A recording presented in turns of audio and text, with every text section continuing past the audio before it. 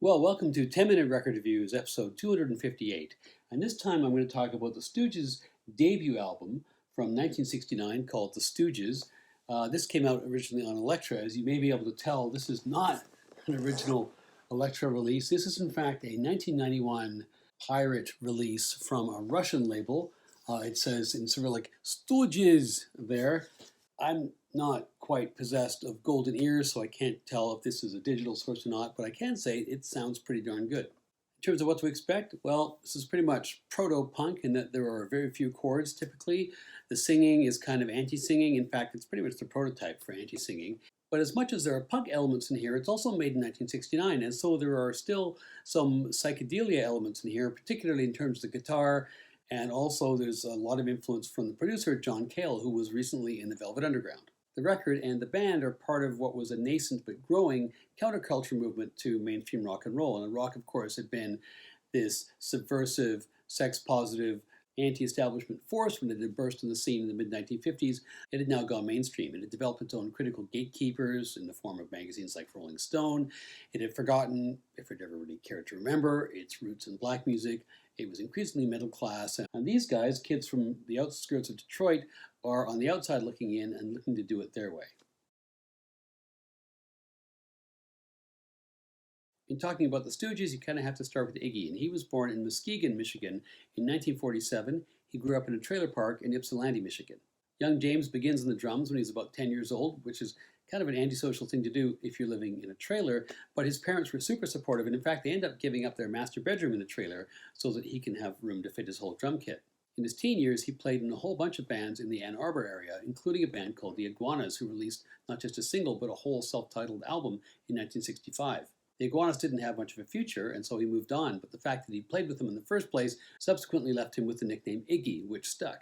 After high school, Iggy went to the University of Michigan, but he drops out pretty quickly, spends a bit of time in Chicago playing in blues bands, and then in 1967 returns to the Detroit area, where what he wants to do is form a band which draws on the blues, draws on the garage rock sound of bands like the Kinks, but is also something a bit distinct that transcends all that. He's looking for bandmates, and at this point he's switched from drums to singing. He goes to see a band called Chosen Few, and the guitarist there is a guy called Ron Ashton. And Iggy said afterwards that he looked ill enough and dirty enough that they figured he had to be a serious musician. Ron Ashton brought in his brother Scott Ashton on drums, and the band was completed with a guy called Dave Alexander on bass.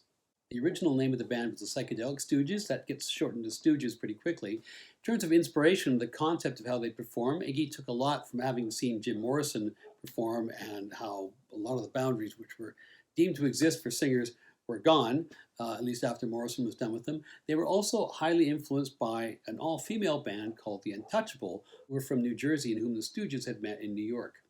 In early '68, one of the big bands in the Detroit scene was, of course, the MC5. And the Stooges took inspiration from them. They also opened for them on a number of occasions, but they also had other influences, including the Velvet Underground. And a lot of their early performances had a very avant-garde approach to them. They used a lot of homemade instruments. There were a lot of droning sounds, a lot of free jams. But the big draw, to be clear, was Iggy, who had taken the example of Jim Morrison and moved it several steps further. There was a kind of manic energy to his performance which was unprecedented. There was self-mutilation involved. He basically single-handedly invented stage diving. He used to smear peanut butter and meat on his body, and he was doing all this in 1968. And if you think about the things the punks did, which were shocking to the mainstream in the later 70s, the needle really didn't move very much. With all the noise they were making, they were attracting a lot of attention, including from record labels, and in early '69 they get signed up by Elektra for the princely sum of $5,000, and in the spring of that year they go into the studio to make this record. This record is made in April 1969 at the Hit Factory in New York City, and the producer is none other than John Cale of Velvet Underground fame.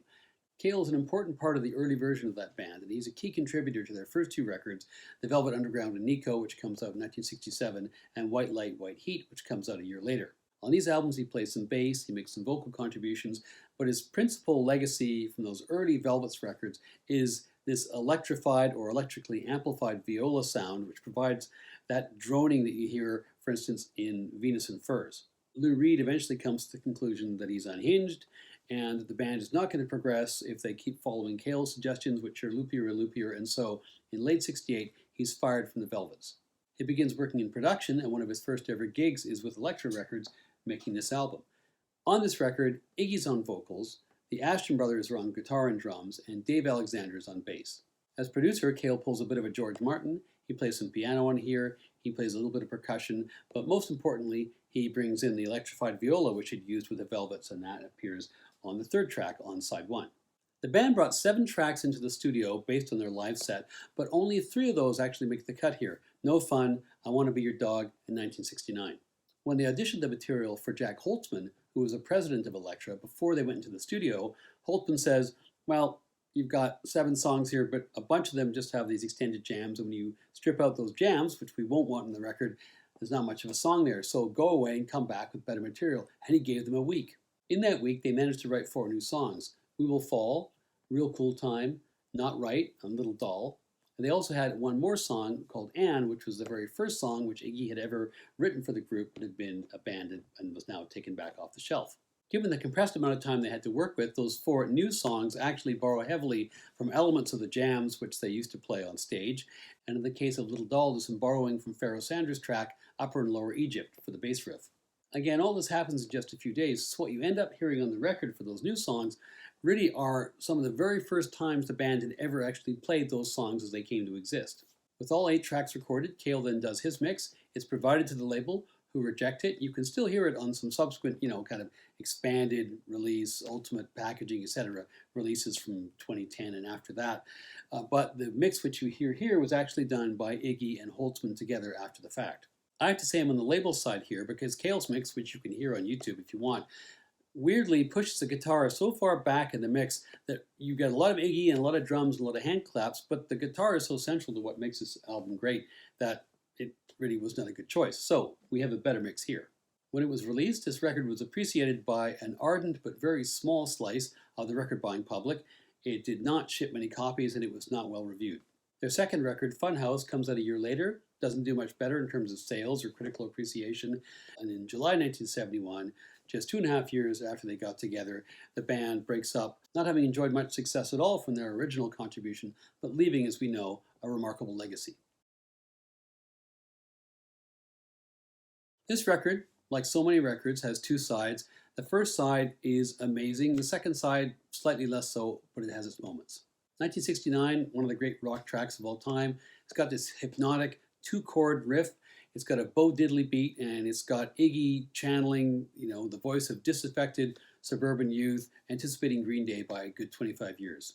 I Want to Be Your Dog has this single descending fuzz guitar riff, liberally borrowed from Hendrix's Highway Child, with John Cale playing individual 8th notes on the piano.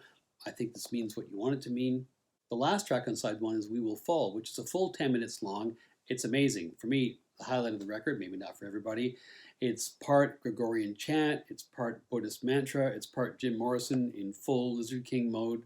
You've got Cale's spooky electric viola, and you also kind of comically have this unintentional Rasta vibe because they're supposed to be chanting Ram Jai Jai Ram, but it sounds a lot like Run Ja Ja Run.